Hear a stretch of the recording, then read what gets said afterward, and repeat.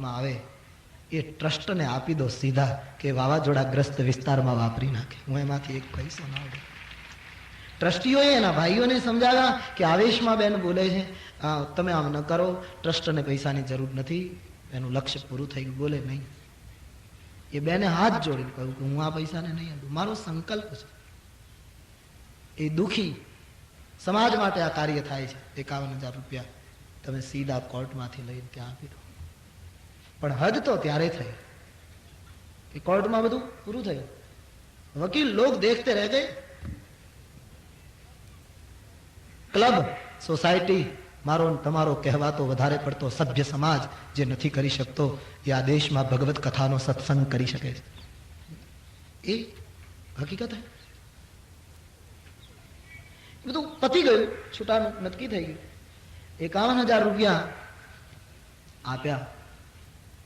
એ બેને ટ્રસ્ટને વિનંતી કરી કે 51 મારે તમને આપવા હતા, પણ હું 40 આપું. અરે બોલે ટ્રસ્ટને જરૂરત નથી બેન, તમે બીજે. બોલે નહીં, મારે કઈ બીજે આપવા નથી. તો આ બંને જણા પણ કેસ લડ્યા એટલે એને ખર્ચ તો થયો હશે. હું 10,000 આમાંથી મારા પતિને પાછા આપું, એ તમે બંને સુખી રહો.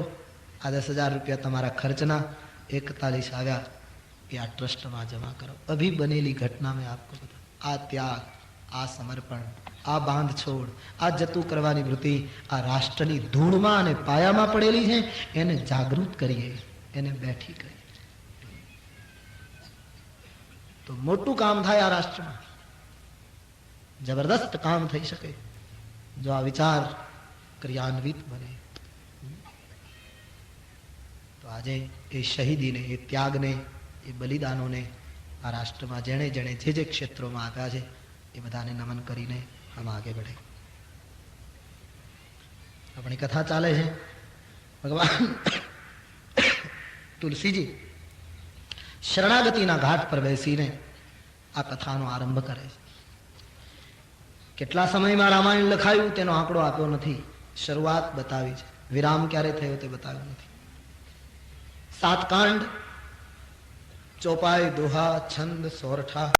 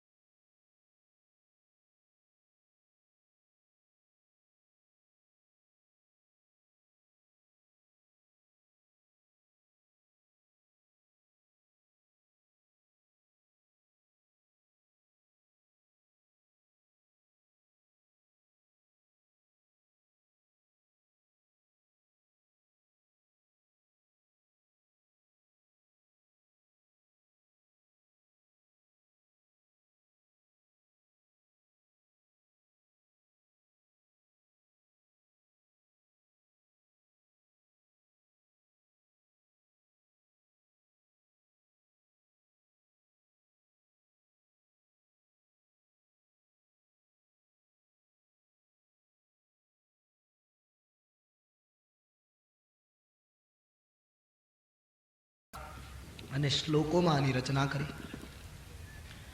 ગોસ્વામીજીએ રામકથાનું નામ રામાયણ ન રાખતા રામચરિત માનસ એહી નામા, આમ નામાભિધાન કર્યું. આનું નામ રામચરિત માનસ રાખ્યું. એક હિમાલયનું માનસ સરોવર, બીજું તુલસીનું હાલતું ચાલતું માનસ સરોવર. હિમાલયના માન સરોવરે આપણે જવું પડે, આ માન સરોવર આપણા ઘર સુધી પહોંચે છે. હિમાલયના માન સરોવરમાં પવિત્ર પાણી ભર્યું છે, જળ ભર્યું છે. આ જંગમ માન સરોવરમાં એક સંતની સિદ્ધ વાણી ભરી છે.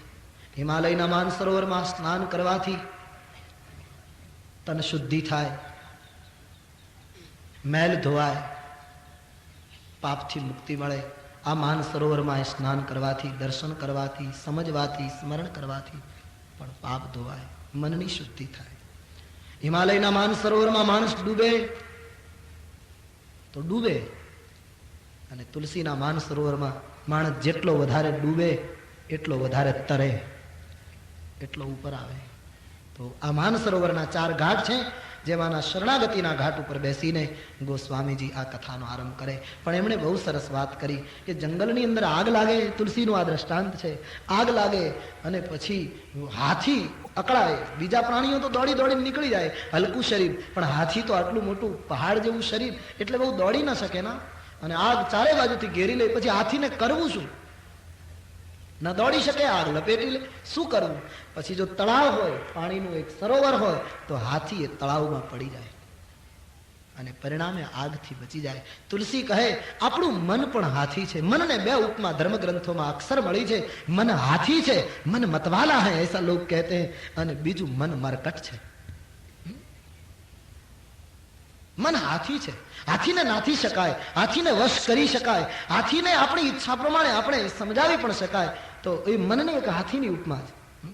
તો તુલસી લખે છે કે મનનો હાથી, મારા ને તમારા મનનો હાથી આ સંસારના જંગલમાં જ્યારે આગ લાગે એને બળવા માંડે, ત્યારે રામાયણના ધરામાં એને ડૂબકી મરાવજો.